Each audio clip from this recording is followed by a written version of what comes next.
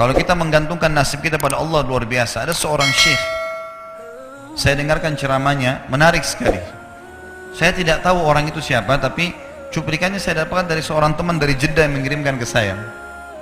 Orang ini cerita, syekh ini menceritakan, cuplikannya ada di HP saya. Dia bilang, saya satu waktu pernah ke Mesir, dan di Mesir ini saya lagi dari satu daerah mau ke Kairo, dari Iskandaria, satu kota, mau ke Kairo. Itu saya tiba di Kairo mungkin sekitar jam 2 malam. Pesawat saya selepas subuh harus berangkat kembali ke Saudi. Dia bilang, saya telepon pengurus masjid, saya mungkin mau mampir di masjid yang saya ceramah kemarin di Kairo itu. Saya mau tinggal di sana mungkin 2 jam, 3 jam istirahat. Nanti habis itu baru kemudian saya berangkat ke Saudi habis subuh. Dia bilang, saya masuk ke masjid, tiba jam 2 malam, turun dari mobil, saya lihat masjid, lampunya nyala semua nih. Kemudian setelah saya masuk masjid, saya temukan ada orang di mihrab, imam, lagi sujud, nangis-nangis. Dan luar biasa, tangisannya itu kalau orang dengar, membuat orang yang dengar pun mau menangis. Jadi saking luar biasa dia, merengeknya sama Allah dalam sujudnya. Kata syekh ini, saya pun sambil berdoa sama Allah, ya Allah kabulkan permintaannya orang ini. Walaupun saya belum tahu apa yang diminta gitu. Dia bilang selesai dia sholat, saya dekati dia, saya bilang, Masya Allah, doa apa ini? Luar biasa ini. Doa yang diikuti dengan tangisan di sepertiga malam menjelang subuh. Allah turun ke langit bumi, dikabulkan nih. Dia bilang, demi Allah syekh. Karena syekh ini orang Arab biasanya panggil, bisa orang pintar, bisa orang kaya, bisa orang tua. Jadi kalau antum dipanggil syekh, jangan bangga dulu ya. Karena banyak maknanya itu ya. Jadi dipanggil syekh, dia tidak tahu, biasa juga di Saudi begitu ya. Kalau ada orang kita tidak kenal dipanggil syekh, syekh, sini syekh. Walaupun antum bukan syekh sebenarnya gitu ya. Maka dia bilang, demi Allah syekh. Dia tidak tahu kalau ini orang memang ulama gitu. Istri saya sekarang lagi dirawat di rumah sakit, dan saya harus bayar 14.500 jenih atau ponnya Mesir.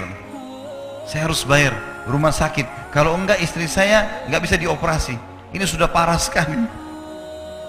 Kata syekhnya, jadi gara-gara itu kau sujud sama Allah. Dia bilang, iya, lanjutkan nangis sama Allah. Allah tidak akan menyanyiakan orang yang ikhlas minta padanya. Lanjutkan, nikmati sujudmu, pasti Allah akan berikan jalan keluar. Dia bilang, iya baik. Orang itu dia bilang kembali lagi ke mihrab, nangis lagi, sholat sujud sama Allah, ya Allah. Dan dalam doanya begitu, ya Allah, istri saya mau dibayar besok rumah sakitnya, jumlahnya sekian, saya tidak pegang uang 1 jenih pun. Ini 14.500 jenih, banyak sekali. Maka dia bilang, orang ini bilang, baiklah kalau begitu. Syekhnya ini bilang, saya mau tidur dulu, saya istirahat 1 jam, menjelang azan subuh dia bilang, ada marbot masjid datang bangunin saya. Sudah azan, saya sholat qabliyah, sholat sunnatul fajr. Waktu iqamah, pengurus masjid tahu kalau dia ini ulama, dipanggil, dia bilang, syekh tolong jadi imam. Dia bilang, saya capek, baru istirahat 1 jam, 2 jam malam, biarlah imam. Dia bilang, tidak apa-apa, ayat-ayat pendek aja, baca surah-surah pendek aja. Kata syekh, baiklah. Dia bilang, saya baca surah-surah pendek. Rupanya mikrofon masjid karena keluar di luar, ada satu pengusaha Mesir, apartemennya itu dekat masjid, dan dia suka ikuti ceramahnya syekh ini di YouTube. Dia bilang, turun dari apartemennya, ikut sholat berjamaah di masjid, karena dia kenal suaranya orang ini gitu. Begitu selesai sholat, dia bilang, saya lagi zikir, datang orang itu. Dia bilang, syekh, ahlan wa sahlan di Mesir, saya salah satu penggemar anda di YouTube, dan saya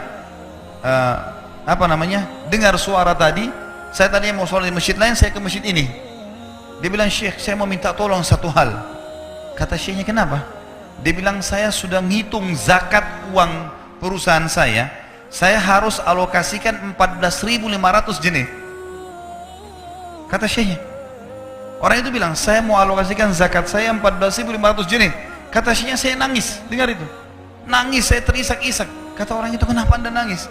Syekh bilang, saya nggak bisa jelasin. Dia bilang, saya nangis terus. Kemudian saya lihat ke kiri kanan di sof, mana orang yang tadi malam sholat tahajud tuh? Ada di ujung.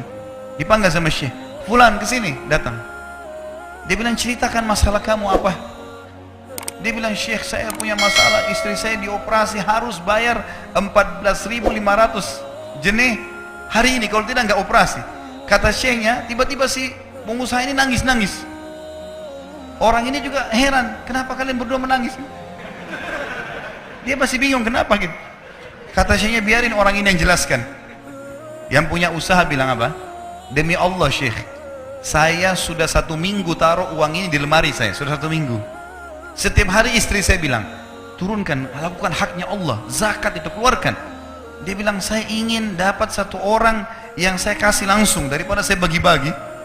Saya mau 1 orang saya kasih, selesaikan masalah dia, dan Allah selamatkan saya di akhirat. Orang ini jadi nangis. Orang yang punya minta butuh nangis. Kata pengusahanya, ini uangnya silakan, 14.500. Semoga Allah selesaikan urusan saya di akhirat gara-gara saya bantu kamu. Kata syekhnya, demi Allah yang terjadi, orang ini yang siapa namanya, orang yang punya uang ini, yang dikasih uang, dia tiba-tiba lupakan saya dan lupakan si pemilik uang. Dia langsung angkat kepalanya ke langit sambil menangis mengatakan, ya Allah, aku mencintaimu. Terpenuhi kebutuhannya, gitu ya. Kuasa Allah. Teman-teman, cuman kita selalu buru-buru. Kalau seseorang kita di perusahaan mau dinaikkan gajinya saja, mau naikkan jabatannya, dia harus tulis permohonan. Tidak mungkin juga baru hari ini dimasukkan kemudian ketuk ruangan di rootnya, mana permintaan saya kemarin, atau hari ini, nggak mungkin. Seminggu dia sabar, 2 minggu dia sabar dengan berharap datang panggilan. Kenapa dengan Allah Subhanahu wa ta'ala kita tidak begitu, teman-teman? Banyak orang buru-buru, dan kebanyakan orang mau menggantungkan permintaannya kepada Allah hanya pada hal-hal yang kecil, hal yang besar tidak, atau sebaliknya, hal yang besar, hal yang kecil tidak. Kenapa tidak pernah minta sama Allah dikasih motor, dikasih mobil, dikasih rumah? Kenapa hanya minta kalau penyakitnya dihilangkan baru kembali kepada Allah? Itu pun seringkali kita jadikan Allah nomor 30, teman-teman sekalian. Ke dokter ini, ke dokter itu, resep ini, resep. Nanti kalau sudah mentok nggak bisa sembuh baru sholat tahajud. Hah? Salah. Islam mengajarkan kita apa? Sebelum makan berdoa, sebelum tidur berdoa, sebelum aktivitas berdoa, sebelum ke dokter doa dulu supaya Allah jadikan kesembuhan. Karena dokter resepnya cuma semoga lekas sembuh, tidak ada pasti sembuh. Makanya teman-teman sekalian, kembali kepada Allah adalah jalan yang paling luar biasa gitu. Coba merengek kepada Allah SWT, Allah pasti tidak akan pernah memungkiri janji-janjinya.